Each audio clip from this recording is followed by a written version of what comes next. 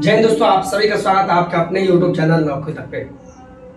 आशा आप अच्छे होंगे, स्वस्थ होंगे और समय बहुत कम है, 20 दिन बचा हुआ है, 20 से 22 दिन, लेकिन हम 20 दिन लेके चलते हैं। इस कड़ी में आपको हिंदी और इंग्लिश भी पास करना है। क्या पास करना है? हिंदी इंग्लिश क्वालिफाइंग नेचर, जो बताने की शायद जरूरत नहीं है और आप लगे भी होंगे। तो सबसे पहले हम बात करेंगे जो आज हिंदी का हम पढ़ाएंगे। हिंदी के लगभग 20 से 22 टॉपिक है।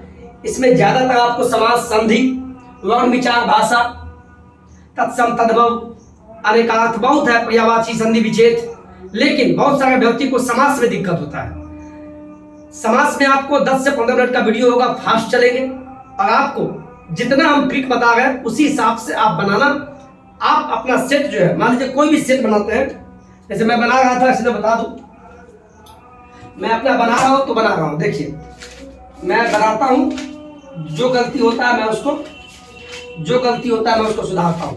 तो ज्यादातर सभी में समास 3 से 4 प्रश्न आपको समास ही का पूछ रहा है, तो मैं सोचा आपको समास पढ़ा दूं और अच्छे से पढ़ा दूं, और ज्यादा सेट फेट के चक्कर में बिल्कुल नहीं रहना है। बहुत सारा बुक है मार्केट में, आपको जो बुक से पढ़ना पढ़िए, लेकिन मेरे आधार पर यह बुक बेस्ट है।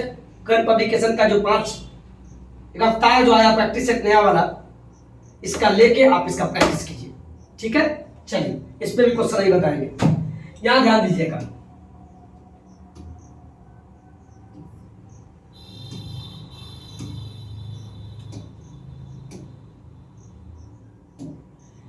बीपीएससी बिहार शिक्षक भर्ती 2023 के लिए जो हिंदी का प्रश्न है, इसमें आपको हम समास क्या पढ़ाएंगे, समास पढ़ाएंगे, ठीक है। अब चलते हैं ऊपर। समास में आपको पता है, सबसे पहले जो 4 नंबर के लिए आपको पढ़ाएंगे, सबसे पहले आप कॉपी निकालिए। कॉपी में आप इसको भी मत लिखिए, ये एक ट्रिक है जो कि कुल 6 समास है। कितने समास है मेरे साथ बोलिए? वो 6 समास क्या क्या है, उसको याद कैसे कीजिएगा, तो उसका एक ट्रिक है। ट्रिक क्या पता है? द्वंद्वी अब तक, ये 6 यहां से प्रश्न नहीं आएगा, लेकिन 6 जो कभी कभी पूछ देगा समास के कितने भेद है, 4, 5, 6, 7, या इनमें से कोई नहीं, तो बोलिएगा ना 6। द्वंद्वी अब तक ये ट्रिक है। द्वंद्वी द्व से क्या होगा, ये द्व से हो जाएगा आपका द्वंद्व समास, द्व से आपका हो जाएगा द्वंद्व समास। द्वंद्वी द्वि से क्या होगा, द्वंद्वी, द्वि से द्विगु समास। अब अ से क्या, अव्ययी भाव समास। ब से बहुब्रीहि समास। त से तत्पुरुष समास। क से कामधारय। ये 6 है, 6। और यहां से आपको प्रश्न पूछेगा कभी कभी समास कितने प्रकार के होते हैं, तो बोलिएगा 6, याद रख लीजिएगा 6। द्वंद्वी अब तक यानी द्वंद्व, द्विगु, अ से अव्ययी, ब से बहुब्रीहि, त से तत्पुरुष, क से कामधारय, ये 6 है। 4 नंबर आपको पूछेगा, वही मैंने बताया है। चलिए आगे चलते हैं फटाफट, समय बहुत कम है इसीलिए हम जल्दी चलेंगे। समास है क्या, पहले ये जान लीजिए। एक्चुअली समास है क्या? समास का परिभाषा होता है दो या, यहां देखिए, 2 या 2 से अधिक सार्थक शब्दों के मेल से बने नए शब्द। जो नए शब्द बनते हैं उसी को हम समास कहते हैं। 2 या 2 से अधिक सार्थक शब्दों के मेल से बने नए शब्द, जो नए शब्द हैं, इसको मैं झूम कर देता हूं। पहले मैं स्क्रीन पर चेक कर लूं, आप लोग आवाज को मैनेज कीजिएगा क्योंकि मेरा मैक खराब हो चुका है, ठीक है। चलिए यहां ध्यान दीजिएगा, मैंने इसको झूम भी कर दिया। तो परिभाषा है 2 या 2 से अधिक सार्थक, कभी कभी पूछ सकता है कि 2 या 2 से अधिक सार्थक शब्दों के मेल से जो बनने वाले जो नए शब्द है वो क्या कहलाते हैं, तो समास कहलाते हैं। अब देखिए समास के कितने भेद हैं, तो मैंने बोला 6। समास के कितने भेद हैं, 6। इसका ट्रिक क्या है? द्वंद्वी अब तक, बोलिए द्वंद्वी अब तक। द्वि से द्विगु, द्वंद्वी, अब, अ से अव्ययी, ब से बहुब्रीहि, त से तत्पुरुष और क से कामधारय। मैंने बोला ना अव्ययी भाव समास, यहां देखिए, तत्पुरुष समास, कर्मधारय समास, द्वंद्व समास, द्विगु समास, बहुब्रीहि समास, ये ठीक है। अब आगे चलिए, इसका स्क्रीनशॉट लीजिए, आगे देखिए। समास पहचानने का ट्रिक देखिए। पहला ट्रिक कैसे, जैसे आपको 5 ऑप्शन दिया रहेगा एग्जाम में, 5 ऑप्शन दिया हुआ है। अब बोलेगा ये कौन सा समास है, जैसे मान लीजिए आपको ये दे देगा, जैसे कई प्रश्न दे देगा यथा स्थान दे दिया, अब पूछेगा ये कौन सा समास है, तो 6 समास होता है, तो कौन सा, तो पहले मन में लाना है कि अवयवी क्या होता है। देखिए इसको ट्रिक बताते हैं, अवयवी भाव समास क्या होता है, इसको आप देखिए।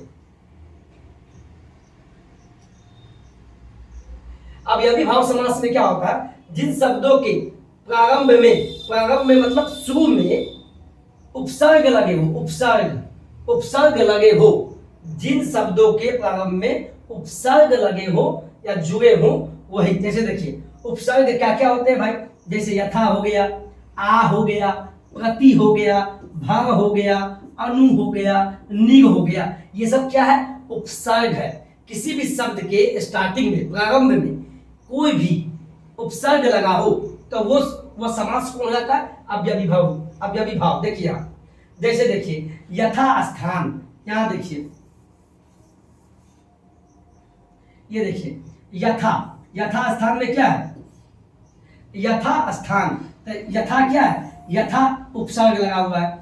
आजीवन मतलब क्या, आ क्या लग गया, उपसर्ग, यानी आजीवन क्या है, आजीवन एक प्रकार का आपका हो गया कौन सा समास, अवयवी भाव। प्रतिदिन यानी प्रत्येक दिन, यानी प्रति क्या लगा, उपसर्ग लग गया, इसीलिए इसको अवयवी भाव बोलते हैं। यथा समय, यथा एक उपसर्ग है, किसी भी शब्द के पहले में उपसर्ग लग गया तो अवयवी भाव समास हो जाएगा। अनुरूप में अनु लग गया ना, अनु क्या है, उपसर्ग है, और किसी भी शब्द क्या है, अनुरूप, किसी भी शब्द के स्टार्टिंग में अगर उपसर्ग लग जाए जैसे अनु, यथा, प्रति, तो वह पूरे शब्द अवयवी भाव समास कहलाता है। अवयवी भाव समास का साफ मतलब है कोई भी शब्द के स्टार्टिंग में उपसर्ग लगा हो, इसका मतलब वह शब्द अवयवी भाव समास होगा, सीधा सा बात। जैसे आजन्म में क्या है, आ क्या है, उपसर्ग है, तो आजन्म हो गया। भर पेट खाना खाए ना, इसमें भर क्या है, भर मतलब उपसर्ग, यानी किसी भी शब्द के पहले में प्रारंभ में अगर उपसर्ग लगा हो तो वह शब्द क्या होता है, आपको अवयवी भाव समास होता है। जैसे एक प्रश्न यहाँ आएगा, इसको आप याद कर लीजिएगा, ये नोट कर लीजिएगा, यहाँ मैंने लिखा है, ध्यान दीजिएगा, नोट।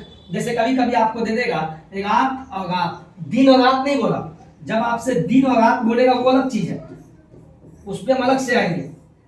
जब शब्द का रिपीट हो, रात रात, दिन दिन, जब शब्दों का रिपीट हो, मैंने लिखा है कोई शब्द रिपीट हो तो योजक शब्द लगा हो तब भी वह अवयवी भाव समास कहलाता है। ये जो साइन देखते हैं रात और रात के बीच में जो ये साइन है, इसी को बोलते हैं योजक। जब दो शब्द योजक के माध्यम से जुटा हो और शब्द का रिपीट हो, रात रात वही शब्द आ जाए, दिन और दिन यानी दिन दिन, यानी वही शब्द रिपीट हो और बीच में योजक लगा हो, जब शब्दों का रिपीटेशन हो और योजक के माध्यम से किसी भी शब्द को जोड़ा जाए तो वो भी अवयवी भाव समास आता है। कभी कभी ये पूछता है, इसको नोट कर लीजिएगा, अपवाद में है, दिन रात आएगा तब तो वो द्वंद्व समास हो जाएगा, वो हम अगले टॉपिक में आएंगे। लेकिन जब योजक मतलब इसको योजक बोलते हैं, योजक के माध्यम से जब कोई शब्द रिपीट हो, वही शब्द बार बार आवे तब वो अवयवी भाव समास होता है, या किसी भी शब्द के पहले में उपसर्ग लगा हो तो भी वह अवयवी भाव समास होता है। कोई दिक्कत, इसको देख लीजिए एक बार, मैंने बोला है ना, देखिए जिन शब्दों के प्रारंभ में उपसर्ग जुड़े हो वही, यथा, आ, प्रति, भव, अनु, निग, इसको आप स्क्रीनशॉट लीजिए और शायद आपको काम आएगा। ये भी ले लीजिए, ये लीजिए आप, जैसे में स्क्रीनशॉट लीजिए, आप लीजिए स्क्रीनशॉट ले लिए। अब अगला चलते हैं, अब द्वंद्व समास आते हैं। द्वंद्व मैंने बोला ना, द्वंद्व देखिए, ये भी प्रश्न पूछता है, द्वंद्व देखिए, द्वंद्व के बारे में पहले देखिए। यदि दोनों पदों के बीच में योजक मतलब क्या, ये साइन, ये इसी को योजक बोलते हैं। यदि दोनों पदों के बीच में योजक चिन्ह लगा हो तो उसको भी हम बोलते हैं द्वंद्व समास। मेरे साथ बोलिए, जब दो पद के बीच में योजक के द्वारा जोड़ा जाए, योजक मतलब ये साइन हुआ योजक का, योजक के द्वारा जोड़ा जाए तो उसको द्वंद्व कहते हैं। और दूसरा द्वंद्व के बारे में यह भी कहा गया है, द्वंद्व समास में ये देखिए अविभक्ति का लोप हो, इसको आप समझिए। यहां देखिए माता और पिता, माता पिता एक तरह से ये भी बोल सकते हैं, यानी विलोम शब्द, माता का उल्टा पिता, राम का उल्टा कृष्ण, यानी विलोम शब्द के रूप में हो, या दो पद, एक पद माता एक पद पिता, जब उसको एक योजक के माध्यम से, इस साइन को योजक बोलते हैं, जब उसको योजक के माध्यम से जोड़ते हैं और विलोम के रूप में हो तब भी वो द्वंद्व समास होता है। जैसे माता पिता को जब इसको तोड़ेंगे तो माता और पिता, यानी इस समास में और छिपा हुआ है। जैसे राम और कृष्ण, पहले तो हम समझ जाएंगे क्योंकि ये विलोम है और राम और कृष्ण योजक से जुटा हुआ है, लेकिन विलोम के रूप में हो तो जैसे राम और कृष्ण जब इसको विभक्त करते हैं तोड़ते हैं तो इसके बीच में और भी आता है, यानी भाई और बहन, भाई का उल्टा बहन विलोम हो गया, भाई और बहन।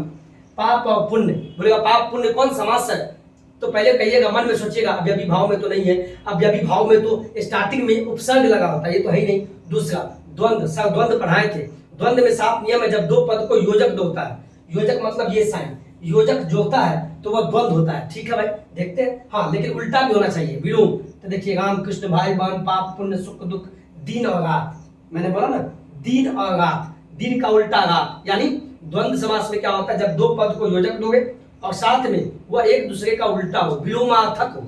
ठीक है, तो दिन रात, जब बोलेगा दिन दिन तब वो क्या हो जाएगा, अव्ययी भाव। रात रात रिपीट हो तो अव्ययी भाव, लेकिन दिन रात, छल कपट, खरा या खोटा, नदी और नाले, नदी नाले क्या, ये सब क्या द्वंद्व समास है, वही मैंने लिखा है, पढ़िए। अब पढ़िए, यदि दोनों पदों के बीच में योजक चिन्ह लगा हो तो उसको भी हम द्वंद्व समास बोलते हैं। और दूसरा, द्वंद्व समास को जब तोड़ते हैं तो उसमें और विभक्ति का लोप होता है।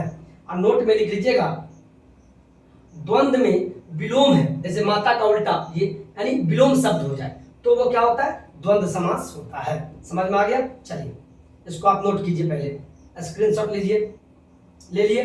अब इसका एग्जाम्पल लीजिए, ले लिए। माता पिता राम कृष्ण भाई बहन पाप पुण्य सुख दुख दिन रात छल कपट खराया घोटा नदी नाले, ये सारे शब्द द्वंद्व समास में आते हैं। चलिए आगे चलिए। द्विगु, पहले मैंने क्या पढ़ाया, मेरे साथ बोलिए, अव्ययी भाव समास। मैंने पहले क्या पढ़ाया, अव्ययी भाव समास। ऐसे पहला कौन, अव्ययी भाव समास। उसमें क्या, किसी भी पद के स्टार्टिंग में उपसर्ग लगाओ। इसके बाद आता है द्वंद्व, ऐसे याद कीजिए, जब भी प्रश्न आवे तो चेक कैसे करना है। पहले देखना है अव्ययी भाव समास तो ये नहीं है, 5 ऑप्शन में नहीं है। द्वंद्व, फिर द्वंद्व पे आना है, योजक चिन्ह लगाओ। फिर द्विगु, द्विगु का मतलब हुआ संख्यावाचक, संख्यावाचक। जब किसी भी शब्द के, मैंने क्या लिखा, जिस समास में पूर्व पद यानी पहले संख्यावाचक हो वह द्विगु कहलाता है। जैसे यहाँ देखिए, ट्रिक देखिए, ट्रिक क्या है देखिए, द्विगु समास में संख्या की प्रधानता होती है, संख्या की प्रधानता होती है। जैसे देखिए नवरत्न, इसमें नव लग गया ना, 9 रत्नों का समूह। जब नव रत्नों को हम तोड़ेंगे तो क्या होगा, 9 रत्नों का समूह, यानी देखिए ये शब्द क्या है, नवरत्न। जब इस शब्द के स्टार्टिंग में उपसर्ग नहीं आए, उपसर्ग होगा तब अव्ययी भाव। जब कोई संख्या सूचक शब्द आ जाए तो नव मतलब 9, तो 9 रत्नों का समूह, इसका मतलब यही होता है नवरत्न का, इसलिए नवरत्न क्या हो जाएगा, द्विगु समास। फिर आएगा सप्तद्वीप, सप्त मतलब 7, जब किसी शब्द के स्टार्टिंग में संख्यावाचक आ जाए, सप्तद्वीप, 7 द्वीपों का समूह, यह क्या होता है, यह आपका हो गया द्विगु समास। त्रिभुवन, त्रि मतलब क्या, त्रिभुज, त्रिभुज भी क्या है, 3 भुजाओं वाला, तो त्रिभुज भी आपको क्या द्विगु समास है। त्रिभवन, त्रि मतलब संख्या शब्द क्या, 3, 3 भवनों, 3 भवनों का समूह, इसको जब तोड़ते हैं। इसी प्रकार सप्तमंजिल, कहते हैं सतमंजिला मकान है, यानी 7 मंजिल, 7 मंजिल है इसमें, तो सत मतलब 7 यानी संख्या बोधक। इसी प्रकार पंचवटी, पंचवटी, नवग्रह यानी 9 ग्रह, इसमें नव मतलब 9, यानी किसी भी शब्द के पहले स्टार्टिंग में संख्या सूचक शब्द लगा हो तो वह शब्द ही आपको द्विगु समास हो जाएगा। पहले मैंने क्या बताया, अव्ययी भाव, किसी भी शब्द के पहले में अगर उपसर्ग लगा हो, उपसर्ग, प्रति, आ, अनु, बहुत सारा है, निर, आजन्म, आ लग गया, यानी उपसर्ग लगा होता है अव्ययी भाव। द्वंद्व, इसके बाद द्वंद्व, द्वंद्व में क्या होता है भाई, द्वंद्व में सीधा है कि योजक के द्वारा जोड़ते हैं, माता पिता, कृष्ण कन्हैया, रात दिन, ये सब क्या है, और उल्टा होना चाहिए। इसके बाद आता है द्विगु, द्विगु, द्विगु में क्या होता है, संख्या सूचक शब्द किसी भी शब्द के पहले में हो तो पूरा शब्द आपको क्या हो जाएगा। इसको आप स्क्रीनशॉट लीजिए, लीजिए, द्विगु समास ले लिए। मैं पानी पी लूं, कोई दिक्कत?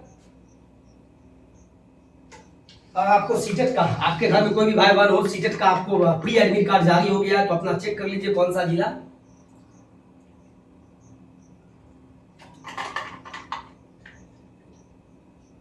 ठीक है, ले लिए। आगे देखिए, अब आते हैं कर्मधारी।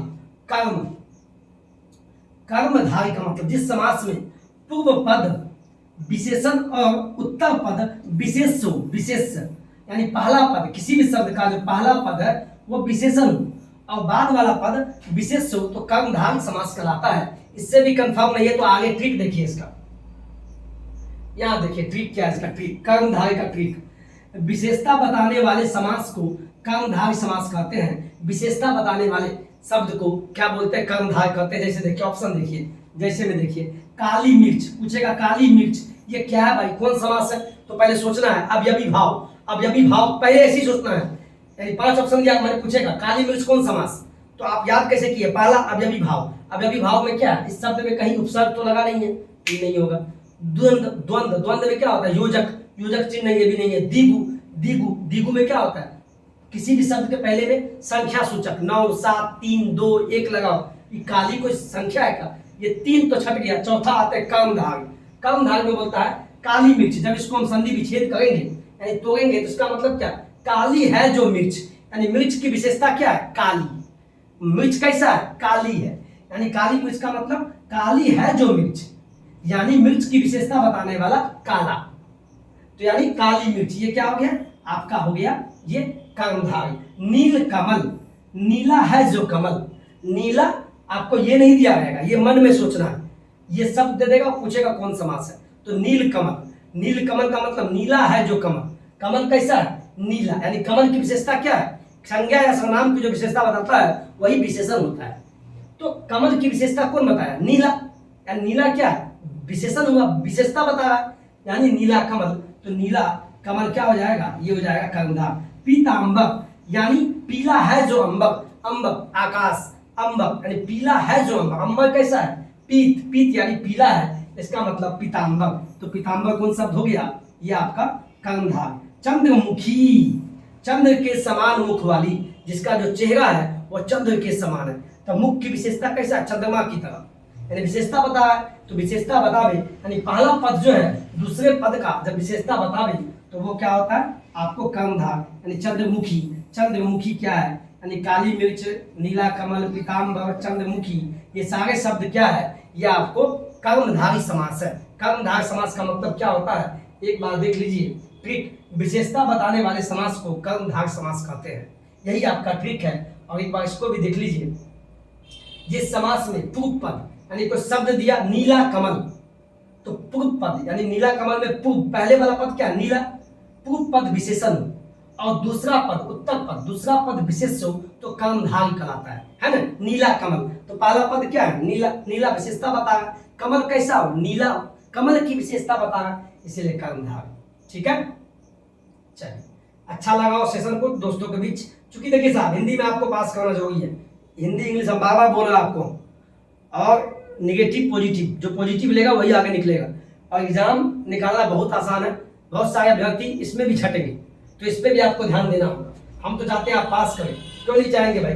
इसके बाद पांचवा, पांचवा ये भी पांचवा समास कौन आता है, बहुव्रीहि, बहुव्रीहि, मेरे साथ बोलिए, पहला समास कौन, अव्ययी भाव, दूसरा द्वंद्व, द्विगु, द्विगु के बाद कर्मधारय विशेषता बताने वाला, और पांचवा बहुव्रीहि, बहुव्रीहि, इसको भी जानिए आप। जिस समास में दोनों पदों के माध्यम से एक विशेष यानी तीसरे अर्थ का बोध होता है वह बहुव्रीहि समास कहलाता है। ये आप समझ में नहीं आया होगा, आप इसको एग्जाम्पल से देखिए। एग्जाम्पल है पहला, दशानन, रावण को क्या बोला गया है, राम और रावण के युद्ध, तो रावण को दशानन 10 सिर वाला बोला गया है। तो देखिए दशानन, आपको ऐसे पता ही नहीं चलेगा दशानन, आप यहाँ बोल भी सकते हैं 10 सर, 10 तो आया संख्या सूचक शब्द है, तो ये तो द्विगु समास हो जाएगा, बिल्कुल नहीं। मैंने एक लाइन बोला है, यानी इससे आपको ये पता चले तीसरे का बोध, जैसे 10 मुख है जिनके अर्थात रावण, 10 मुख है जिनके अर्थात रावण, यानी तीसरे का बोध होगा।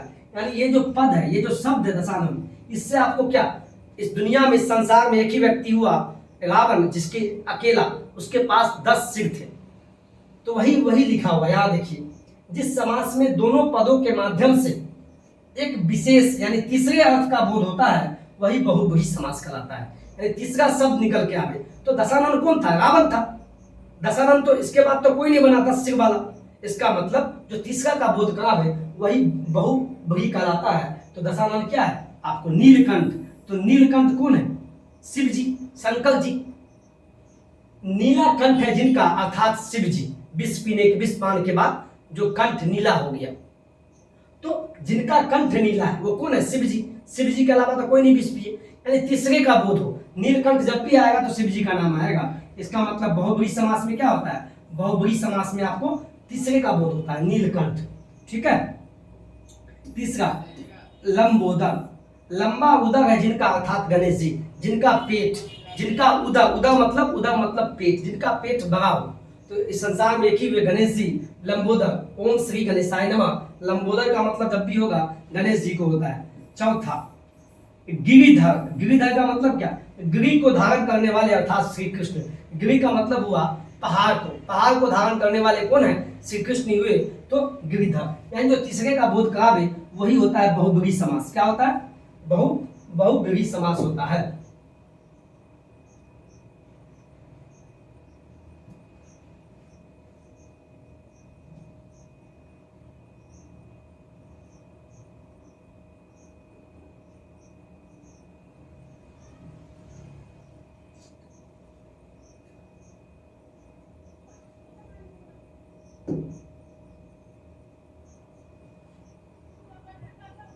ठीक है, ठीक है, ये हो गया आपका। अब चलिए आगे चलते हैं। और लास्ट समास हो गया तत्पुरुष समास। क्या है? मैं वीडियो क्वालिटी चेक कर लूँ जिससे कि आपको दिक्कत पता नहीं चले। बहुत बढ़िया। और समास का ये मैंने अपना मन से लेक्चर तैयार किया था, क्योंकि समय बहुत कम होता है और पढ़ाना थोड़ा कठिन भी होता है। कभी कभी लगता है क्या पढ़ाएं, खुद पढ़ ले। चले, तत्पुरुष समास क्या होता है? लास्ट समास है। मेरे साथ बोलिए। पहला अव्ययी भाव, दूसरा द्वंद्व, द्विगु, कर्मधारय, बहुब्रीहि। अव्ययी भाव में क्या होता है? किसी भी शब्द के पहले में आपको उपसर्ग लगाओ। द्वंद्व में क्या होता है? योजक शब्द के द्वारा जोड़ा हो। द्विगु में किसी भी शब्द के स्टार्टिंग में आपको संख्या सूचक हो। कर्मधारय में क्या होता है? आपको उसमें विशेषता बतावे। जैसे आपको नीला कमल बहुत सारा है, नील कमल, जिसका कमल बहुत सारे बात है, नील कमल हो गया। इसके बाद बहुब्रीहि, तीसरे दशानन, लंबोदर, इस टाइप का। और लास्ट हो गया तत्पुरुष समास। तत्पुरुष समास के बारे में देखिए। तत्पुरुष समास के बारे में देखिए। समास को विग्रह करने पे कारक जो चिन्ह है, कारक चिन्ह का लोप हो जाता है, उसे तत्पुरुष समास कहते हैं। कारक चिन्ह क्या होता है? कर्ता ने कर्म को कारण से पढ़े होंगे आप, तो वही कारक चिन्ह आगे देखिए। जैसे का, की, को, के लिए, में, पर, से आदि, ये सब क्या है? कारक चिन्ह, ये सब लोप हो जाए। जैसे उदाहरण देखिए, यश प्राप्त, जब इसको आप संधि करेंगे, यश प्राप्त का मतलब क्या? यश को प्राप्त करने वाला, जिसने यश की प्राप्ति करी। तो यश प्राप्त का मतलब क्या हुआ? यश को प्राप्त, तो यानी यश को प्राप्त, ये जो हुआ इसको एक शब्द में कहेंगे, उसका क्या होगा? यश प्राप्त। यानी जिसमें आपको का, के, की, को, के लिए, में, पर, ये सब लुप्त हो जाए, यानी यश को प्राप्त करने वाला। तो इसका एक शब्द क्या होगा? यश प्राप्त। तो इसमें जब इसका एक शब्द बनाएंगे तो को विलुप्त हो जाएगा। इसी प्रकार मन चाहा, मन से चाहा, मन से चाहा, तो मन से चाहा के लिए एक शब्द क्या आएगा? एक शब्द आपका आएगा क्या आएगा? मन चाहा। ये सारे शब्द, यश प्राप्त, मन चाहा, यज्ञशाला, राजपुत्र, राजा का पुत्र, राजा का पुत्र है तो राजपुत्र है, राजा का पुत्र, इसका एक शब्द आता है राजपुत्र। ये सारे शब्द क्या है? ये आपको तत्पुरुष समास में आते हैं, क्योंकि इसमें जितने भी का, के, क्यू, के लिए, कुछ भी, से, में, पर, सब विलुप्त हो जाते हैं। धर्मवीर, धर्म में वीरता जिसकी हो वह धर्मवीर, तो धर्मवीर क्या हो गया? ये तत्पुरुष समास। आप पे बीती, जो आप पे बीत रही है अभी एग्जाम के लिए, कितना टेंशन है, आप पर बीती, इसके लिए एक शब्द आप बीती आता है। यानी ये समास कौन सा हो गया? आप बीती, आप पर बीती, तो ये हो गया आपको तत्पुरुष। मतदाता, हम लोग मतदाता हुए जब वोट देने जाते हैं, मत को देने वाला, यानी हम अपना मत देने वाले हैं, तो को, मत को देने वाला के लिए एक शब्द क्या आता है? मतदाता। तो मतदाता तत्पुरुष समास हो गया। जन्मजात, जो जन्म से उत्पन्न हो, जन्मजात। मुंह मांगा, कीमत देंगे, मुंह से मांगा। गुणहीन है, ये गुण से हीन है, इसके में गुण ही नहीं है, तो इससे विलुप्त हो जाएगा, तो गुणहीन। इसी प्रकार और एग्जाम्पल देखिए, हथकड़ी, हथकड़ी जब लगता है, हाथ के लिए कड़ी, जिस हाथ में जो कड़ी लगाया जाता है, तो हाथ के लिए कड़ी हो गया हथकड़ी। तो हथकड़ी क्या हो गया? तत्पुरुष हो गया। गांधी जी ने सत्याग्रह किया था, सत्याग्रह, सत्य के लिए आग्रह, सत्य पे जय, तो सत्याग्रह क्या हो गया? आपको तत्पुरुष हो गया। युद्ध भूमि में लड़ाई होती है, युद्ध के लिए भूमि, तो युद्ध भूमि क्या होगी? तत्पुरुष। धन से हीन, धनहीन, धनहीन क्या है तो बोलेगा तत्पुरुष। भयभीत, भयभीत कौन शब्द है, तत्पुरुष समास। जन्मांध, जो जन्म से अंधा हो, जन्मांध। इसके बाद देखिए कितने शब्द आपके लिए एग्जाम्पल लिए हैं। प्रेम सागर, प्रेम सागर, जो प्रेम का सागर हो तो प्रेम सागर तत्पुरुष हो गया। दिनचर्या, दिनचर्या, दिन की चर्या, दिन की चर्या। भारत रत्न, जिसको भारत का रत्न हो तो भारत रत्न आपका तत्पुरुष हो गया। नीति में जो निपुण हो तो नीति में निपुण, इसके लिए एक शब्द आएगा नीति निपुण, तो इसमें में विलुप्त हो गया और नीति निपुण हो गया। आत्मविश्वास, आप सभी अपना आत्मा पर विश्वास कीजिए कि हम आप सब एक दिन कामयाब होंगे और शिक्षक भी बनेंगे, यानी पर आत्मा पर विश्वास होना चाहिए, यानी आत्मविश्वास। ये शब्द हो गया आपको क्या, तत्पुरुष समास। घुड़सवार, यानी जो घोड़े पर सवार होकर सवारी करता है तो उसी को घुड़सवार बोलते हैं। ये सारे शब्द आपके तत्पुरुष समास हो गया। इसी प्रकार आपका समास खत्म होता है। जय हिंद, जय भारत, लॉट्स ऑफ लव। और इतना प्रयास किए हैं तो इसके लिए एक ही आपको देना है बधाई कि आप अच्छे से वीडियो देखिए, मेरे लिए यही चाहिए। और इस समास को याद कर लीजिए। टोटल कितने समास है, 6। अव्ययीभाव, द्वंद्व, द्विगु, कर्मधारय और बहुब्री, उसके बाद तत्पुरुष। द्वंद्व और द्विगु आसान है वो भी, तो पहले चेक करना है जब भी आपको ऑप्शन दे अव्ययीभाव, ये अव्ययीभाव है कि नहीं, नहीं ये चलो हटाओ। द्वंद्व है कि नहीं, नहीं हटाओ। द्विगु है कि नहीं, इसके बाद कर्मधारय, फिर बहुब्री, फिर तत्पुरुष। ऐसे ऑप्शन को चेक करना है, ठीक है, ऊपर से नीचे, कहीं से नहीं, पहले ऊपर से अव्ययीभाव है कि नहीं, ऐसे चेक कीजिएगा। और मुझे पूर्ण विश्वास है थोड़ा वीडियो लंबा हो गया होगा लेकिन आपको अच्छा लगा होगा। चलिए आज के वीडियो में इतना ही। लॉट्स ऑफ लव, जय हिंद, जय भारत।